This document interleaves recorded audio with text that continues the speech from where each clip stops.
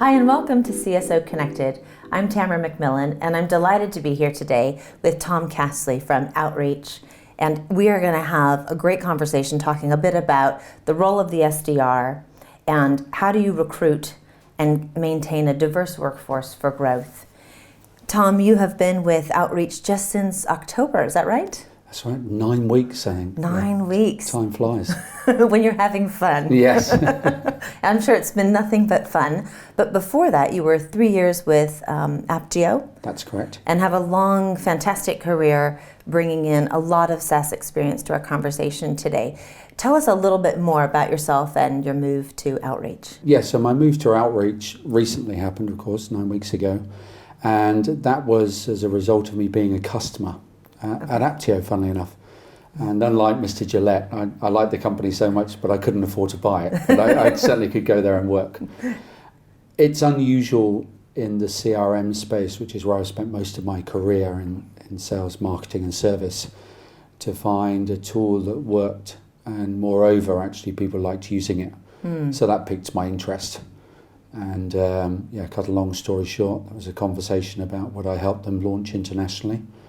And with both hands, I grabbed that opportunity.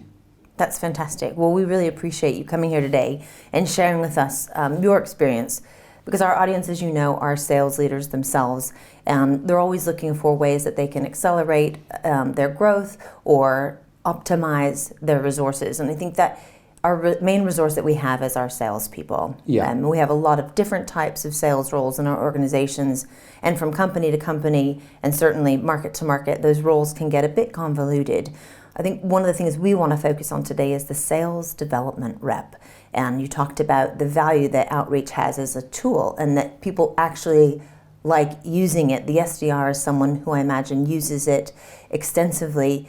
Help us understand, what is a sales development rep? What's the definition that we need to work with, certainly for our conversation today, but that helps provide some clarity even in the market? Sure. So actually it probably helps to build a slightly wider story to that and kind of a history of time. When we think about salespeople, traditionally, certainly when I started, I was responsible for kind of my own franchise of business. I had to build my pipeline of opportunities, which ultimately I typically got some leads from marketing, from events, or people who've been to our website or downloaded a white paper. And then I would be responsible for developing that pipeline and then ultimately looking to close that business and bring revenue in. And I remember as a rep, I really struggled sometimes from one quarter to the next. If I built some pipeline and that had developed into real life opportunities, of course I'm going to go after the revenue. And whilst I'm doing that, I really struggled to carve out the time to continuously build that pipeline ready for the next quarter. Yeah. And so sometimes I go a bit boom and bust. Yeah. And we see this across all industries. So not just in kind of the SaaS industry where I come from, but whether that's in pharmaceutical, financial services, across transportation, construction, so on and so forth. And so the role of the SDR, although it was formed primarily within the SaaS industry, was a recognition that taking some very expensive, highly paid salespeople and asking them to build pipeline and to close business was asking them to fill two roles, really. Yeah. And was there an opportunity to devolve the responsibility for that pipeline building out to another team? A team potentially that would cost a little bit less, so as not to break the unit economics or the CAC.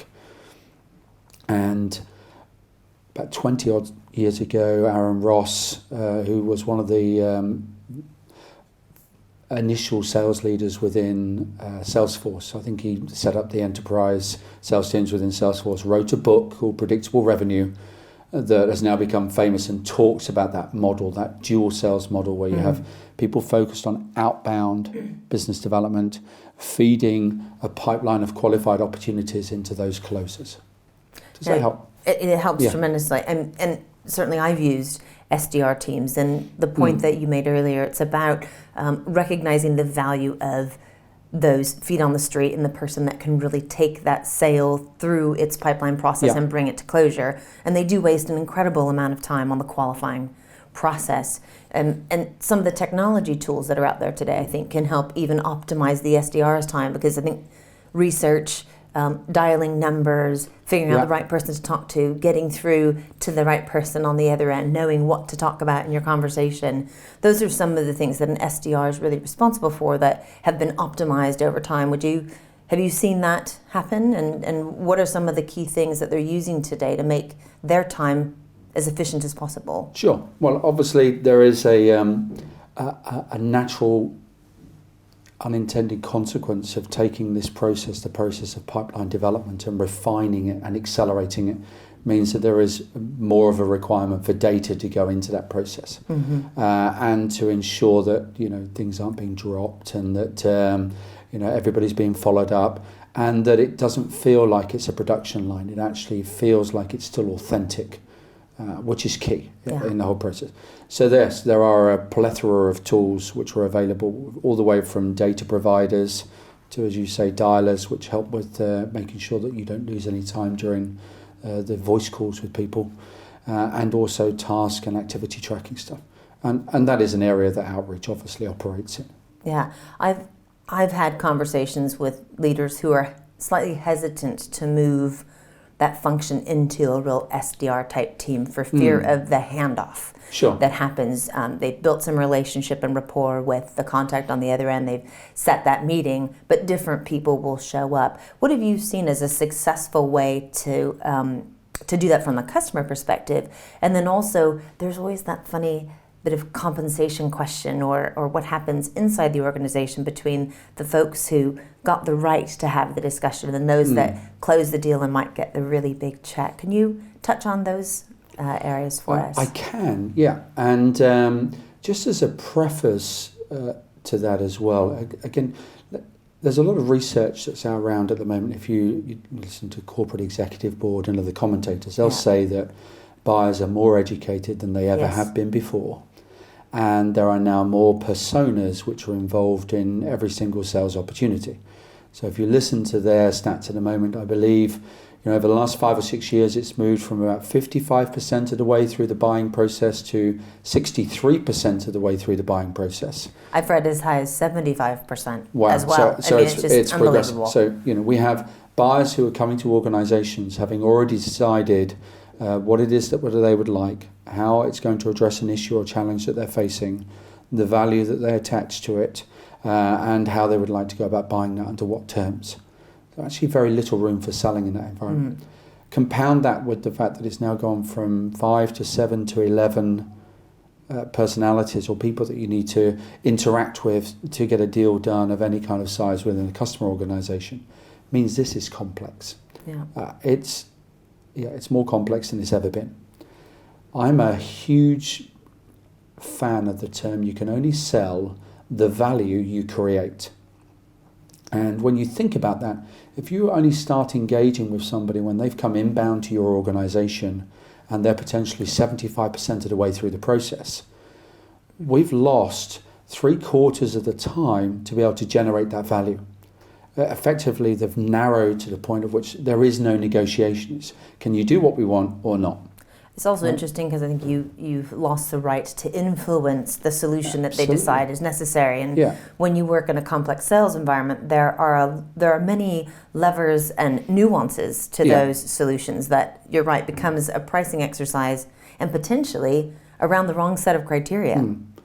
So here's the thing as well. So we're saying in one breath, we'd like to use SDRs to help build our pipeline and develop our opportunities.